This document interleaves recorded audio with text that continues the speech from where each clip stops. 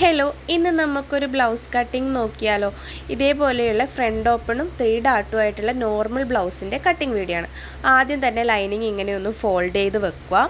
അതിനുശേഷം നമ്മൾ ഫോൾഡ് ചെയ്ത ഭാഗത്തുനിന്ന് ഒരു അര ഇഞ്ച് കുറച്ചൊന്ന് ഫ്രണ്ടിൽ നീക്കി ഷോൾഡറിൻ്റെ അടുത്തുനിന്നും അര ഇഞ്ച് താഴ്ത്തി ഇതേപോലെ ഒരു ബ്ലൗസ് വെക്കുക. ഇതാ ഞാനിപ്പോൾ വർക്ക് ചെയ്തില്ലേ, അവിടെയാണ് ഒരു അര ഇഞ്ച് ഗ്യാപ്പ് കൊടുക്കേണ്ടത്. അതിനുശേഷം നമ്മൾ ആ ബ്ലൗസ് എങ്ങനെയാണോ അതേപോലെ ആ ലൈനിങ്ങിലേക്കൊന്ന് വരച്ചെടുക്കുക.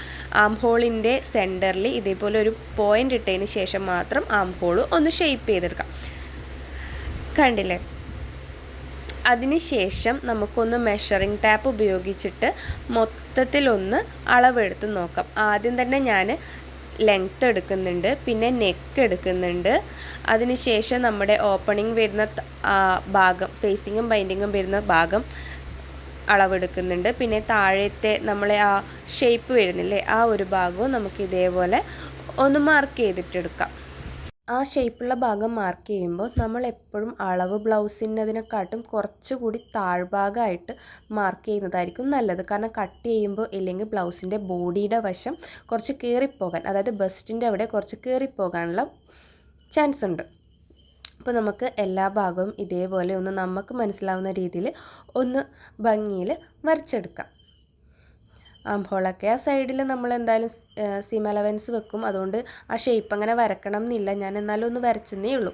അപ്പോൾ നമ്മളിങ്ങനെ എല്ലാ ഭാഗവും ഒന്നിങ്ങനെ മാർക്ക് ചെയ്തെടുത്തു. അതിനുശേഷം നമുക്ക് ഡാട്ട് എന്ന് വെച്ചാൽ ആ നെക്കിൻ്റെ അടുത്തുനിന്ന് ആ ഷേപ്പ് വരെ വരുന്ന ഭാഗത്തിൻ്റെ സെൻറ്റർ എടുത്തിട്ട് അവിടെ നിന്ന് ഒരു 2 ഇഞ്ച് മതി, 2 ഇഞ്ച് ഡാട്ട് ചെയ്യുക. പിന്നെ ആ 2 ഇഞ്ചിൻ്റെ അടുത്ത് താഴ്ഭാഗത്തേക്ക് വീണ്ടും ഒരു 2 ഇഞ്ച്, പിന്നെ വീണ്ടും ആ സെൻറ്ററിലെ ഡാട്ടിൻ്റെ അടുത്തുനിന്ന് നമ്മുടെ ആം ഹോൾ ഡാട്ടിലേക്ക് ഒരു 2.5 ഇഞ്ച് വെച്ചിട്ട് ഇതേപോലെ പോയിൻ്റ് ചെയ്തിട്ട് ഡാട്ട് വരക്കാം.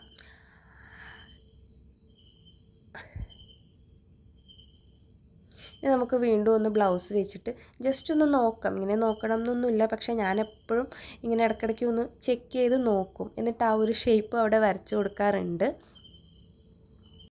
പിന്നെ നമ്മൾ ഒരിക്കലും ആ സൈഡിൽ ഇതേപോലെ ഷേപ്പ് ചെയ്ത് കട്ട് ചെയ്യാൻ പാടില്ല. കാരണം ഡാട്ടിന് 1 ഇഞ്ച് പോകുമ്പോൾ ആ സൈഡിൽ നമുക്ക് അലവൻസിന് തുണി തികയത്തില്ല. അന്നേരം അതിങ്ങനെ എപ്പോഴും സ്ട്രെയിറ്റ് ആയിട്ട് തന്നെ വിടണം കേട്ടോ. ഒരിക്കലും നമ്മൾ ഷേപ്പ് ചെയ്തെടുക്കാൻ പാടില്ല. ഇനി നമുക്ക് പ്രൊഡക്ഷനാണ് ഇടേണ്ടത്. കണ്ടില്ലേ, എല്ലായിടത്തും നമുക്ക് എത്രയാണോ പ്രൊഡക്ഷൻ അളവ് വേണ്ടത് അതിനനുസരിച്ചിട്ട് നമുക്ക് ഇട്ട് കൊടുക്കാം. എന്നാൽ മാത്രമേ നമുക്ക് തയ്ച്ചെടുക്കുമ്പോൾ സീം അലവൻസൊക്കെ കറക്റ്റായിട്ട് വരത്തുള്ളൂ, അതായത് തയ്യൽ തുമ്പ്. അപ്പോൾ നമുക്ക് ആദ്യം എല്ലാം ഒന്നിങ്ങനെ കട്ട് ചെയ്തെടുക്കാം. കട്ട് ചെയ്യുമ്പോൾ ശ്രദ്ധിക്കണം, സീം അലവൻസ് വിട്ടതിന് ശേഷം മാത്രമേ കട്ട് ചെയ്യാൻ പാടുള്ളൂ, അല്ലെങ്കിൽ ആം ഹോളൊന്നും തയ്ക്കാൻ വേണ്ടിയിട്ട് നമുക്ക് തുണി ഉണ്ടാകത്തില്ല.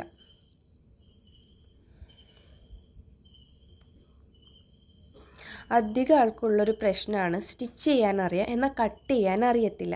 അങ്ങനെയുള്ളവർക്കൊക്കെ വളരെ യൂസ്ഫുൾ ആയിരിക്കും ഈ ഒരു മെത്തേഡ്.